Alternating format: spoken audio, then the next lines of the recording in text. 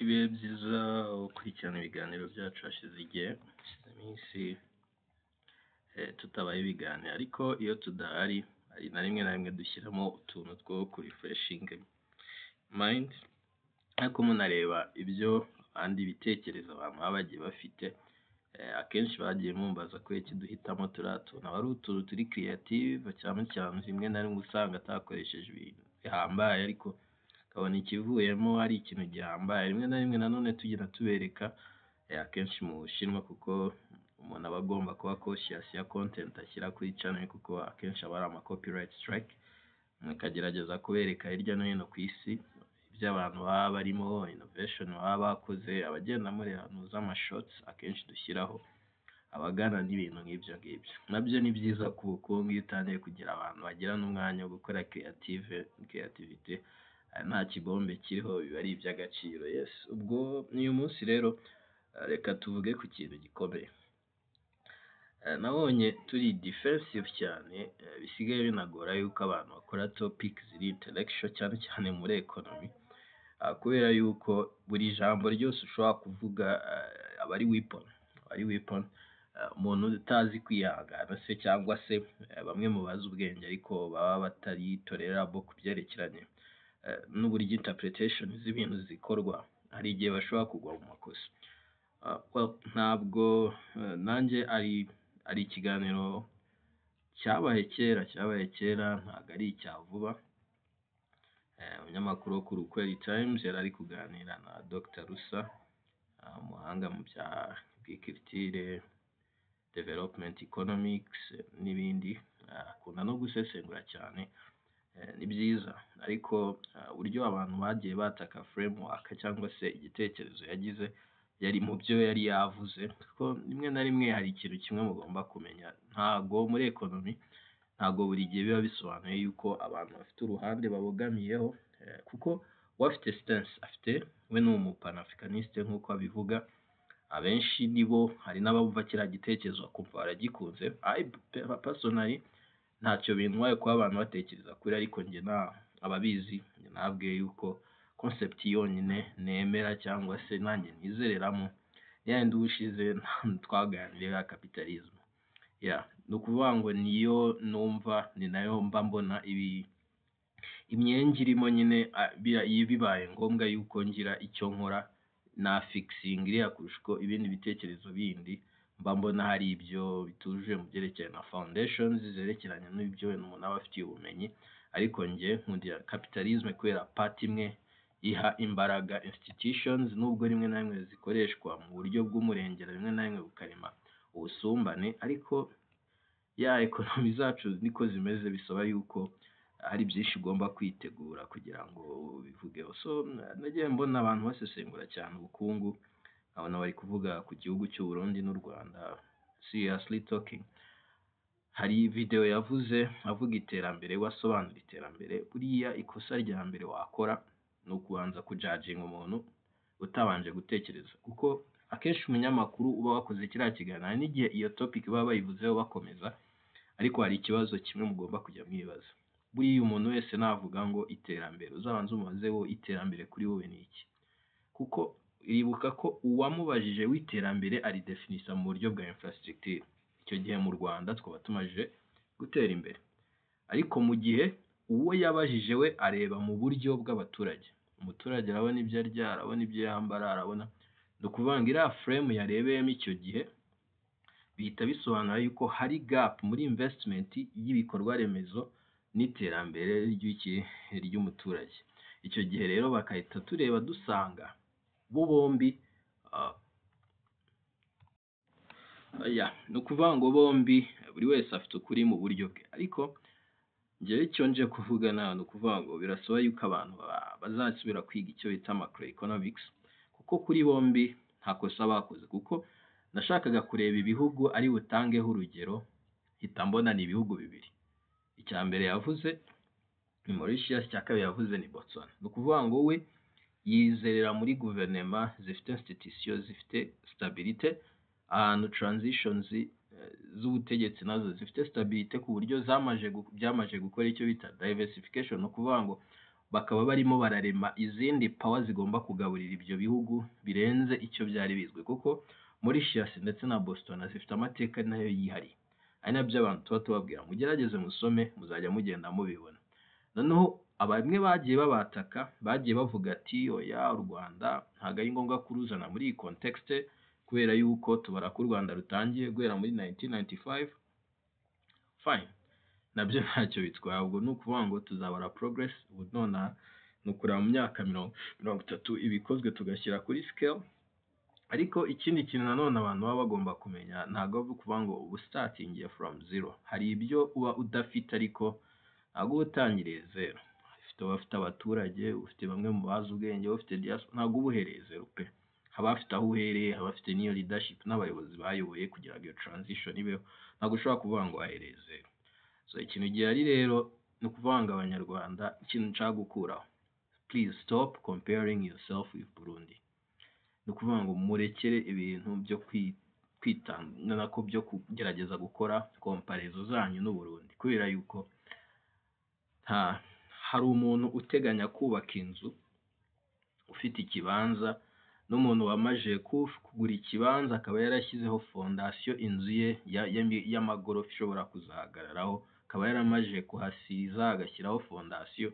Ntabwo abo bantu babiri ushobora kubajyana mu biganiro bimwe. Hari ibiganiro bahuriramo kubera ko bose ni abantu bafite ibibanza. Ni nayo context u Rwanda dufite n'u Burundi, twese turi ibihugu. Ni abantu basanzwe babayeho, sibyo? Nk'uko Burundi bubayeho, ariko trajectory cyangwa se inzira ibi bihugu bibiri bifite zirahabanye cyane. Ni nayo mpamvu iyo mbona umuntu aramara reinforcement arimo arabijyaho, kuko nawe yemeye yuko ntabwo u Rwanda ruri inyuma y'u Burundi, ruri imbere y'u Burundi, ariko yanze gukora over excitement akenshi tukunda kugira yo gushimagiza rimwe na rimwe tukarenga ho gatoya, kuko bihita bituma twumva twageze, kuko nicyo kintu tuvuga. Abantu benshi babizi, twese n'abantu babizi neza, hari ibintu byinshi cyane bikenewe gukorwa pe. Hari ibintu byinshi bikenewe gukorwa, ariko ibyinshi mu byo dukeneye ni ukubigira byiza cyangwa se tukagira ibirenzeho, mu gihe abandi bafite naho bataragera. So iyo abantu bakomeje kugenda gutyo, ntabwo ushobora gukora comparison nk'iyo ngiyo ngo mwubake igihugu, ahubwo musigara muri kuburana bariya mwarabasize, ukazashiduka ari abandi babaciyeho bagiye. Kandi iyi si iri very ruthless, ntabwo ari byiza yuko ari abantu twareba. Twagakwiye kuba dukomeza tugashyira imbaraga mu byo dukora, probably bagashobora kugira ibyo bimwe mu byo batwigiraho, ariko maginga ya bimwe mu byo ushobora gukoraho comparaison, hari byinshi bamaje kudusigaho pe.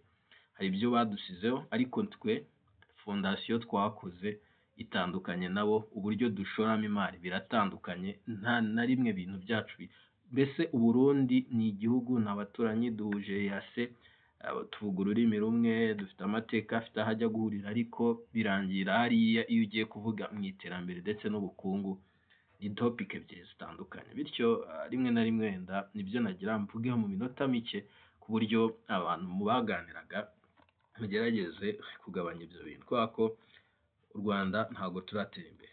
Ibyo byo naratwarabivuze. Iyo ufashe liste y'ibihugu 30 bikennye, metrics za IMF cyangwa se icyo IMF igenderaho bira GDP per capita, n'ubundi turacyari mu bihugu 30 bikennye ku isi.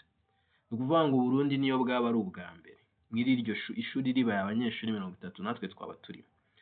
Bibaye ibihugu 25 twaba turimo. Ni ukuvuga ngo hari ibintu byinshi tutarakora. Ni ukuvuga ngo ariko hari impamvu abashora imari bagishora, hari impamvu ibi byose tubona biri kuza, hari n'impamvu nawe ushobora kubagira hope yuko uri bukore startup yawe ni yaba ari isolving ikibazo abanyarwanda bafitiye ubushobozi, ukaba wabikora. Ni ukuvuga ngo urumva trajectory dufite ziratandukanye. Nese uyu munsi nanone uri buze uvuga uti ngo kubera mu Rwanda dufite hanga, i Burundi ntayihari. Bafite ibindi nkabyo, ariko ntago iri ku rwego n'amafaranga abarundi bafite. Ikindi cya kabiri, urebye muri guverinoma zifite amafaranga menshi, guverinoma y'u Rwanda iri muri guverinoma zifite amafaranga menshi, ariko iyo mu Burundi biratandukanye. Iyo ugiye kureba political party zikize cyane ku isi, ntabwo ushobora gukompara u Rwanda n'u Burundi. Ni ukuvuga ngo hari ibintu byinshi cyane. Ubu ni ukuvuga ngo u Rwanda nirutangira comparaison, tugomba kweminga ibintu biguhugu bindi, ariko dukuremo u Burundi, kuko akenshi iyo ushaka gutera imbere ntago ujya kureba aburuta, ureba buruta kugira ushima aho ugeze, ariko iyo ushaka iterambere buri gihe ureba ukuri imbere. Niyo mpamvu ukeneye ambitions n'izi ngizi za vision 2035, ariko ntabwo twagera kuri vision 2035 turi busy kwikompara n'u Burundi. Nta kintu twageraho. Ku Burundi bufite GDP per capita itageze ku madolari 200 ku mwaka kubera ibibazo barimo. Ntabwo wayegeranya n'u Rwanda GDP per capita bisobanuye 1,170 gutyo. Wenda GDP per capita no kuvuga ngo amafaranga n'umusaruro mbumbe ushyize kuri buri muturage, ariko njye akenshi nyirebamo mu buryo bwa investment. Ni ukuvuga ngo aya mafaranga ni ukuvuga ngo biba bisobanuye yuko igihugu gishobora gushyira muri system amafaranga nibura ku buryo buri muturage biramutse bibaye ngombwa ko abaca mu ntoki ashobora kugera kuri aya mafaranga. Rero mu Burundi niba umuturage ku mwaka ashobora gukora ku 300,000, mu gihe mu Rwanda umuturage ashobora gukora ku mafaranga arenga miliyoni. Ni ukuvuga ngo bari muri system buri munsi agenda akora ku mafaranga system ya generatinze, twese ushyize ku rukita rusange dushobora gukora kuri aya mafaranga. Hari ibindi bipimo bihita bituma ibyo bintu bita making sense muri economy. Hari igipimo cyitwa Gini coefficient. Gini coefficient ni ukuvuga ngo ni igipimo cyerekana ubusumbane hagati y'abakire n'abakene. Uko cyegera 0 biba ari byiza, uko cyegera 1 biba ari bibi. Ni ukuvuga ngo u Rwanda ibipimo biheruka gufatwa byo muri 2019 byerekanaga ko dufite Gini coefficient iri ku rwego rwa 0.46.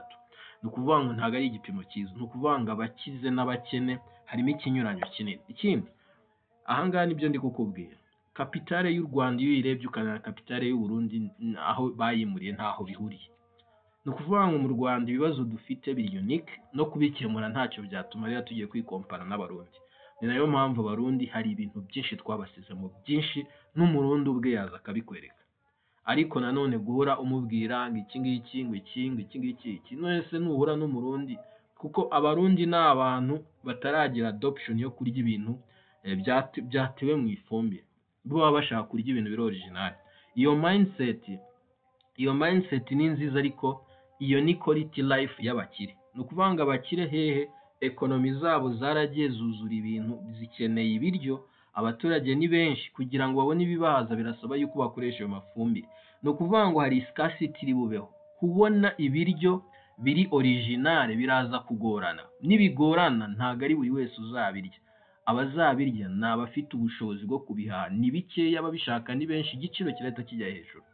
Murumva mindset zitandukanye. Mu gihe mu Rwanda kubera twabinormalije, mu Rwanda warya ibihingishije ifari intuza biriya byose ni kurya, kubera yuko twamaje kugira abaturage ibyo barya turi gushaka kurirahenga. Ni ukuvuga ngo kugira ngo urye ibiryo bya bindi bitaciye mu ifumbire mvaruganda biragoye cyane. Nurya ntabwo bire bisobanuye yuko uriya wariye ibyantuza aragira umubiri mwiza. Kubera iki?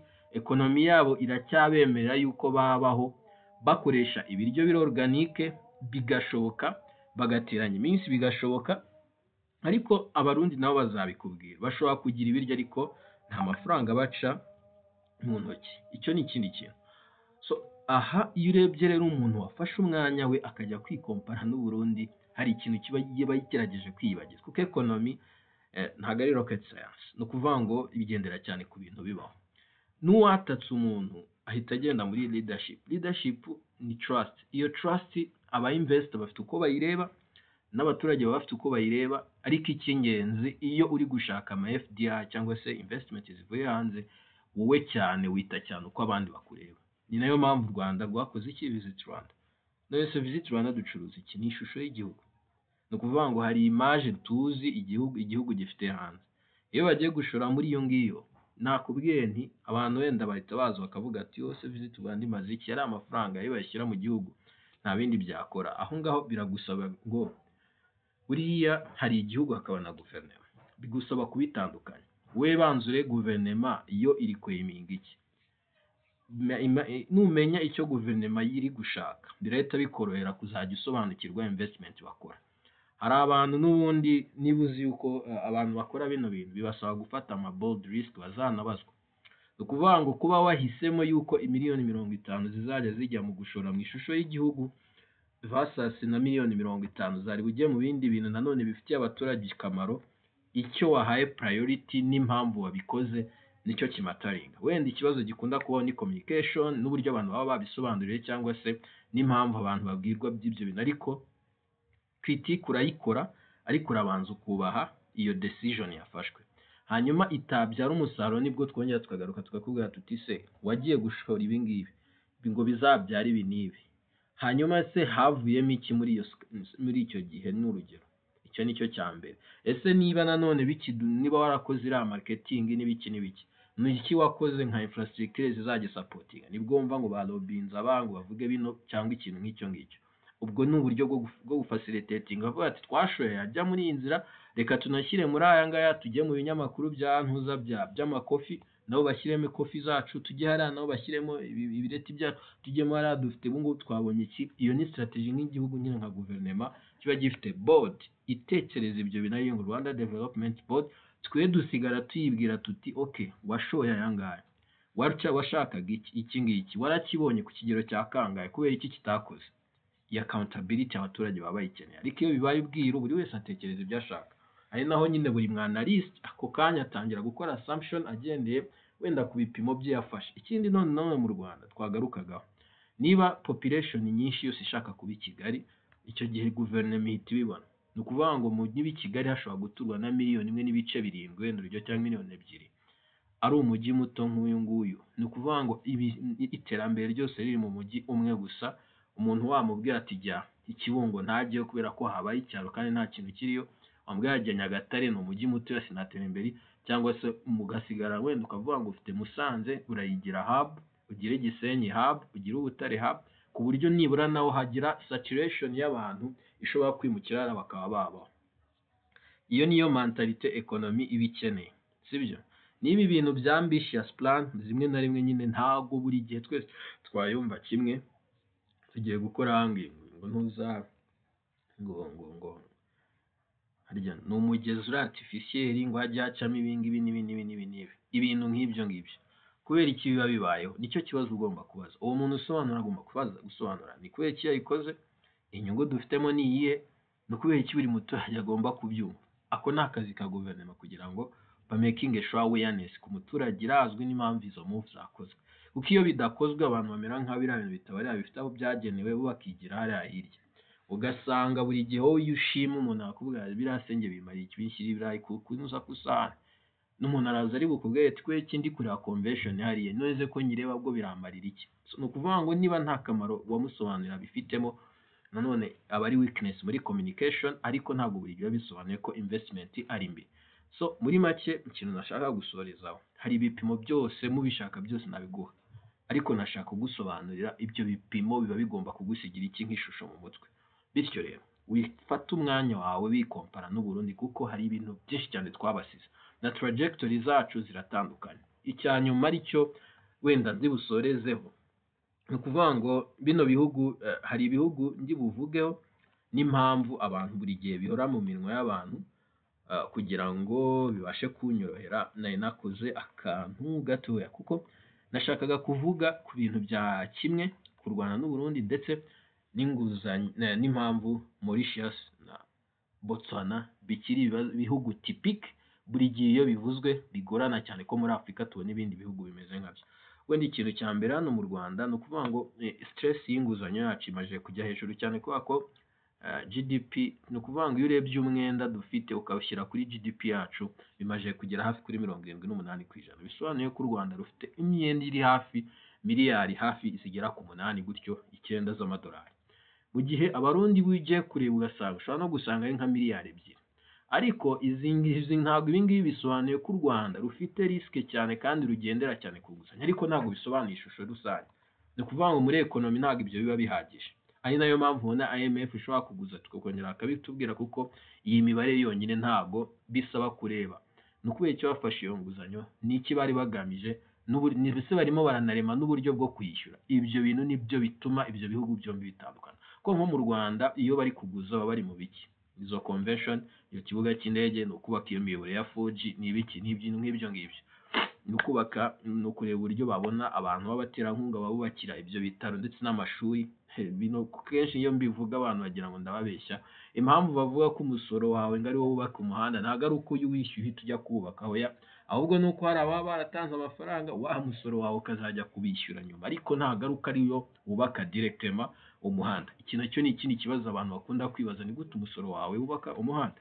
Ni ukuvuga ngo iyo nizo mpamvu u Rwanda rufata inguzanyo. Hanyuma ni ukuvuga ngo bo igitekerezo kiri inyuma ni ukuvuga ngo twereka dufate inguzanyo nonaha nk'ikintu cyo kudufasha kubaka ibintu bishobora kuzadufasha kwishyura iyo myenda mu nyuma. Niyo mpamvu mu Rwanda tuba turi kure tuvuga tuti ni ukubaka ibyo bikorwa remezo ku buryo uwo munyamahanga ushaka kuza inaha cyangwa ashora inaha cyangwa ashyira amafaranga inaha aba afite ibintu akeneye by'ibanze byashobora kujya afite ahaba, moyen de déplacement nta kibazo, cyangwa se umutekano nta kibazo, internet nta kibazo, ku buryo uko akomeza kuba ari aho bakanaremana attraction cyangwa se ibimurangaza cyane mu gihugu ku buryo nabyo abishoraho amafaranga.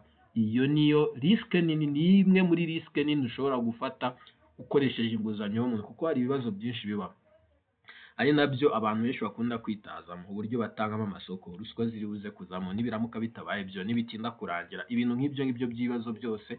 Ariko iyo bagize Imana bigakunda akenshi bizana ntuza inyungu ya. Niyo mpamvu buri gihe umuntu wese uri kubona ibyo u Rwanda rukora atari byo, hari igihe mubona atsindwe. Kubera iki? Bino nababwiye nibyo ugiye kugenzura bari kureberaho.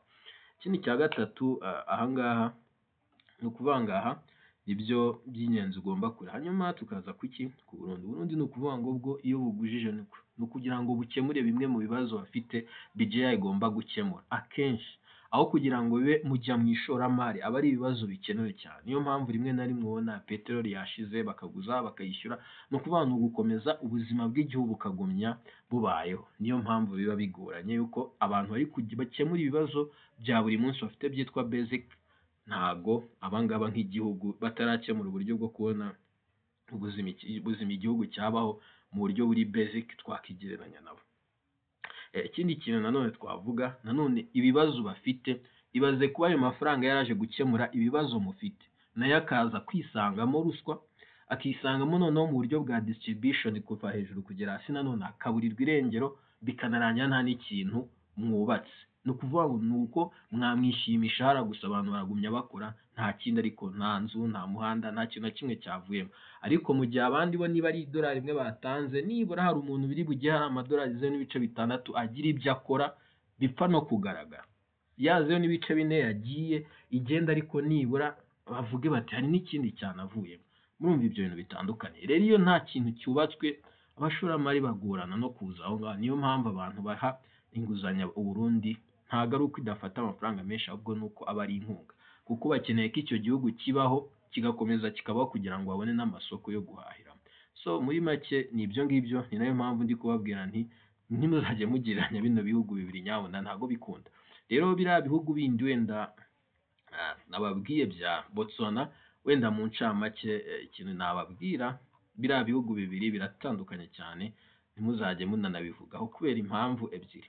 Ni ukuvuga ngo Botswana ifite ubuyobozi bwiza, yanaremye uburyo ikora ikigega cyitwa ndumva ari FILA, I don't remember ntuza yabo, Sovereign Polar Fund. Iyi bakoze Polar Fund, ni ukuvuga ngo ni igihugu gifite minerals menshi, cyabashije kuba cyabona uburyo kizajya kiyakoresha, kiyakuramo amafaranga. Ayo mafaranga bayakoresha bashora mu bintu bizajya byinjiza, bizatuma igihugu kibaho mu gihe haba habaye ibibazo by'uko n'izo diyama zateye agaciro. Niyo mpamvu mwumva abaturage bafite uko babona amafaranga, ariko nabo bafite ibindi bibazo biri structure, ariko nibura bo bafite stability. Mu gihe na za ntuza nazo za Mauritius, nacyo ni igihugu gifite ukuntu cyastabilije politike yayo, abayobozi bavaho neza, nta n'umuntu ugira izo stress. Ariko ikintu bakoze, bafite independent institution, ukuvuga ngo ibintu bya byose biri hariya babuzi ko biba birinzwe, byahise bituma bagirirwa icyizere, bava mu gihugu cyagenderaga ku sukari gusa kirimuka kijya mu nganda, uyu munsi noneho kiri mu bikomeye cyane muri innovation. Murumva ni ibintu biri step by step, no kuvuga ngo bagiye bakora diversification. Nayo mpamvu ibihugu byinshi byigira cyane kuri Singapore, mu gihe na ntuza nayo Botswana nayo yahise ikora ibishoboka byose ku buryo itekereza noneho ntizabeho igendeye kuri diyama, ititekereza na tourism. Ubu ngubu bacuruza inyama zikomeye cyane z'inka, abenshi bazizi nk'ariye, kandi banafite na tourism nziza cyane cyane cyane igendera kuri safari cyane, ndetse n'ibintu byo kubungabunga, kandi yishyuza amafaranga menshi cyane. Nayo mpamvu iteye ubwoba, n'ubu nayo ifite ambition nk'iz'u Rwanda, irashaka gukora international financial center yo kuri hub ikomeye cyane muri South Africa, bahanganye natwe n'u Rwanda kugira ngo nabo barebe ko babona iryo shoramari. Muri make murumva ibihugu biri hano, nyaboneka twirinde gukora ibi bintu, wenda ubutaha tuzabivuga, ariko ntimuzongere kugereranya bino bintu. Ni ibihugu bibiri bitandukanye, ekonomi zabo zitandukanye, nta n'ahantu duhuriye, turakennye twese, ariko twe dufite aho turi kujya, twe dufite n'ibyo twatangiye, ariko abarundi n'indi dosiye. Ciao shalom, nawe utaha.